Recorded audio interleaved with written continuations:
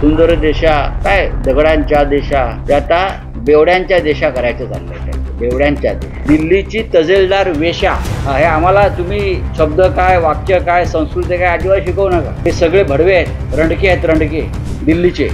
सत्ताधाऱ्यांचं डोकं ठिकाणावर आहे का? मुंबईचं दिल्लीच्या वाटेवरचं पायपुसणं केलं गेलं. मुंबईला त्यांची बटीक बनवू इच्छितात. आधी सुद्धा महाराष्ट्रातल्या अनेक ऐतिहासिक वास्तूंना हा दर्जा मिळालेला आहे. पश्चिम घाटापासून अनेक ठिकाणी आम्हाला माहिती आहे. हे राजकारण करायचं नाही, शहाणपणा करू नका राजकारण. मी मुख्यमंत्री फडणवीस यांना एक आवाहन करेन. शिंदे गटाचे जे भ्रष्ट मंत्री आहेत, मुंबई लुटायला निघालेले आहेत, त्यांनी काय आम्हाला शिकवायचं मराठी माणसाला? मुंबई लुटली जाते, मुंबई तोडण्याचं कारस्थान आहे, मराठी माणसाला इथून हाकललं जाण्याचं कारस्थान आहे. एक लक्षात घ्या की या विषयावरती आता चर्चा फार झाली आणि होते. म्हणजे माननीय उद्धव ठाकरे, माननीय राज ठाकरे एकत्र येतील का आणि पुढे काय करतील? मला वाटतं त्याला महानगरपालिका निवडणुका अजून जाहीर झालेल्या नाहीत. त्या जाहीर होऊ द्या आणि त्यानंतर तुम्ही हा प्रश्न विचारा. पण ठीक आहे, मी एवढंच म्हणतोय की लोकांची इच्छा आहे, लोकांच्या भावना आहेत आणि लोकांचा रेट आहे. आणि स्वतः राज ठाकरे यांनी व्यासपीठावरून सांगितलेलं आहे की बाळासाहेब ठाकरेंचं स्वप्न साकार करू. आणि माननीय उद्धव ठाकरे म्हणालेले आहेत लोकांच्या मनात जे आहे किंवा महाराष्ट्राच्या मनात जे आहे ते होईल आणि तुमच्या मनात जे आहे ते होईल. फार चर्चा न करता आपण त्या गोष्टीला वेळ द्यायला पाहिजे. योग्य वेळी योग्य निर्णय होत असतात. बोला पुढे. मुंबई राखेल झालेली आहे काही जणांची. हे खरं आहे. सत्ताधारी काय बरं ते सत्ताधारी मूर्ख लोक आहेत. सत्ताधाऱ्यांचं डोकं ठिकाणावर आहे का? मुंबईचं दिल्लीच्या वाटेवरचं पायपुसणं केलं या लोकांना. मुंबादेवीचं आम्हाला सांगू नका हो. ही मुंबई मराठी माणसाची आहे, महाराष्ट्राची राजधानी आहे.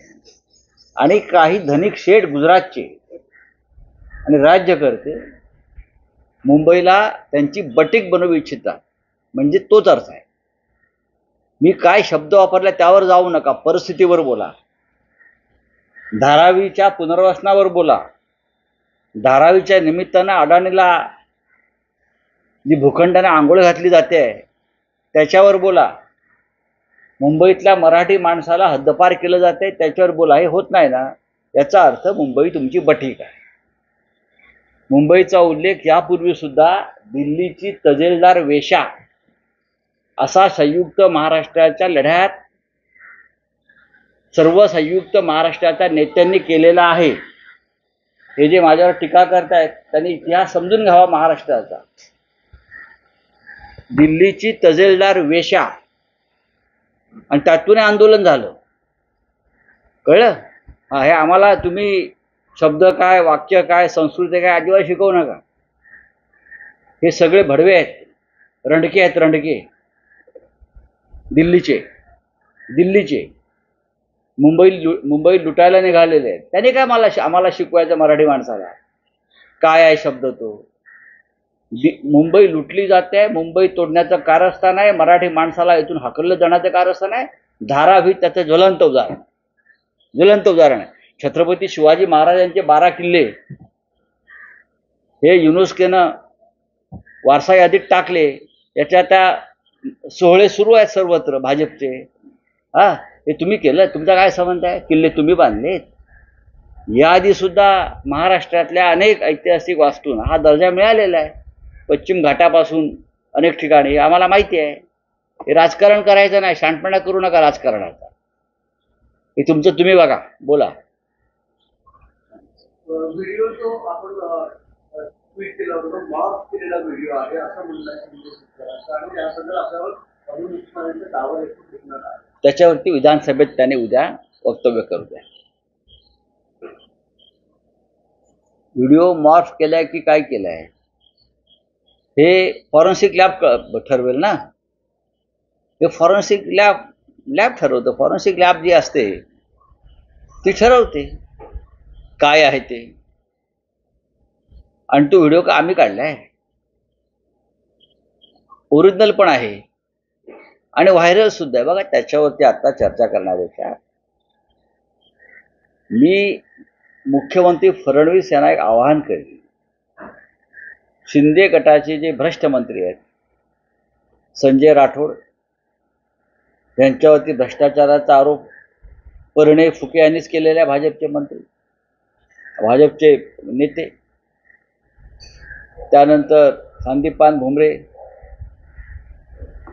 150 कोटी काय 150 एकर जमीन, 150 कोटीची जमीन ड्रायव्हरच्या नाव, मला पण त्याच्या ड्रायव्हर व्हायला आवडतं. अशा अनेक लोक मला सांगतात आम्हाला त्यांचा ड्रायव्हर करा गरिबी हटवण्यासाठी. त्यानंतर कालचे महाशय, अशा अनेक जे मंत्र्यांचे जे घोटाळे समोर आलेले आहेत त्यांची एकत्रित SIT नेमली पाहिजे, एकत्रित क्लस्टर पद्धतीने, जसे एकत्र डेव्हलपमेंट करतात ना, हां, तसं क्लस्टर चौकशी यांची केली पाहिजे. एक मोठी न्यायालयीन चौकशी शिंदे गटाच्या मंत्र्यांची, फक्त शिंदे गटाच्या मंत्र्यांची. सध्या नावं दिली आहेत, 5 मंत्री आहेत, इन्क्लुडिंग उदय सामंत. सर, काल मुख्यमंत्री आणि उपमुख्यमंत्री दोघांनी देखील पुढे मिसिंग नीती मांडली. त्यावेळी त्यांनी एका गोष्टीचा पुनरुच्चार केला की 2.5 वर्षांचा काळ ज्यावेळी सरकार त्यावेळी प्रत्येक प्रकल्पाला स्थगिती दिली, प्रत्येक प्रकल्प मोठा झाला. आता मात्र आम्ही पुन्हा या प्रकल्पाला स्थगिती हटवली आहे आणि असं कोण म्हणतंय? देवेंद्र फडणवीस म्हणतात. त्यांनी सांगावं कोणत्या प्रकल्पांना स्थगिती का दिली. पण आज जर उद्धव ठाकरे मुख्यमंत्री असते तर त्याने धारावीतल्या भ्रष्ट प्रकल्पाला अडाणीच्या नक्कीच स्थगिती दिली असते. जिथे भ्रष्टाचार आहे, जिथे अनागोंदी आहे, तिथे स्थगिती द्यावीच लागते. का देऊ नये? मी म्हणतो, आज जर उद्धव ठाकरे या राज्याचे मुख्यमंत्री असते तर धारावीच्या निमित्तानं मुंबईमध्ये जो भूखंडाचा घोटाळा सुरू आहे बरं का, त्या प्रकल्पाला नक्कीच आम्ही त्यांना स्थगिती द्यावी अशी मागणी केली असते आणि त्याने ती दिली असते.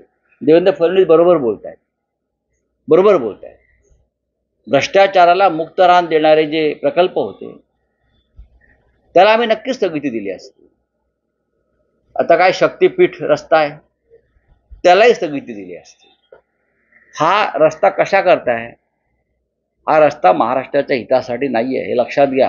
हा रस्ता सुद्धा अडाणीसाठीच आहे. इंटरनॅशनल एअरपोर्ट सुद्धा अडाणीसाठीच बनतोय, पण तुम्ही लक्षात घ्या, हा सुद्धा अडाणीसाठीच बनतोय.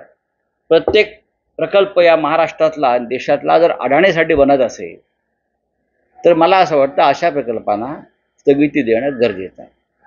तर मराठीचा मुद्दा आहे. भोजपुरी ऍक्टर पवन कल्याण म्हणतोय की मुंबईमध्ये आलो तरी मी मराठी बोलणारच नाही, बोलणार मला काय करायचं. येऊ द्या, हिंमत कशामुळे वाढते? येऊ द्या ना, आल्यावर बघू. आता बोलून कसं काय तुम्ही बोलतो? येऊ द्या. मुंबई आहे, महाराष्ट्र आहे, आम्ही कुठे जबरदस्ती करतो त्यांच्यावरती. आमची लढाई शालेय शिक्षणात, प्राथमिक शिक्षणातला जो हिंदीचा फोर्स केला जातो, दबाव टाकला जातो, त्याविरुद्ध आहे. ते भोजपुरींच्या डोक्यात काय आमच्या मित्रांच्या गेलंय माहीत नाही, तर त्यांनी नीट अभ्यास केला पाहिजे. आंदोलन महाराष्ट्रात का चाललेलं आहे? तुमच्या भोजपुरी लोकांवरती तिकडे येऊन शाळेमध्ये मराठी लादली तर तुम्ही स्वीकारणार आहात का? गुजराती लादली तर स्वीकारणार आहात का? पंजाबी लादली तर स्वीकारणार आहात का? नाही ना. तसाच हा महाराष्ट्रातला लढाई, जरा समजून घ्या. चला, तर मध्यपर्वाने जे वाटण्या वितरित करण्यात येत आहेत, भरमसाठ त्याच्यामध्ये वाढ झालेली पाहायला मिळते. काही ठिकाणी तर एका दिवसात देखील मध्यपर्वाने असं देण्यात आलेले आहे. महाराष्ट्रभरात सुंदर देशा, काय दगडांच्या देशा वगैरे आहे ना, ते आता बेवड्यांच्या देशा करायचं चाललंय त्यांचं. बेवड्यांच्या देशा, ज्या पद्धतीनं मद्य परवान्यांचं वाटप झालेलं आहे, त्या भुमरेच्या घरात किती मद्याचे परवाने मिळाले ते चेक करा म्हणावं. चौकशी करा, फडणवीसांना म्हणा चौकशी करा. एकेका मंत्र्याच्या आणि सत्ताधारी आमदाराच्या घरात किती मद्य परवाने गेले ती यादी येईल आता, आणि कशा पद्धतीने गेले 24 तासामध्ये ग्रामीण भागात जिल्ह्यात आमदारांच्या घरापर्यंत हे परवाने गेलेले 24 तासात मुंबईतून.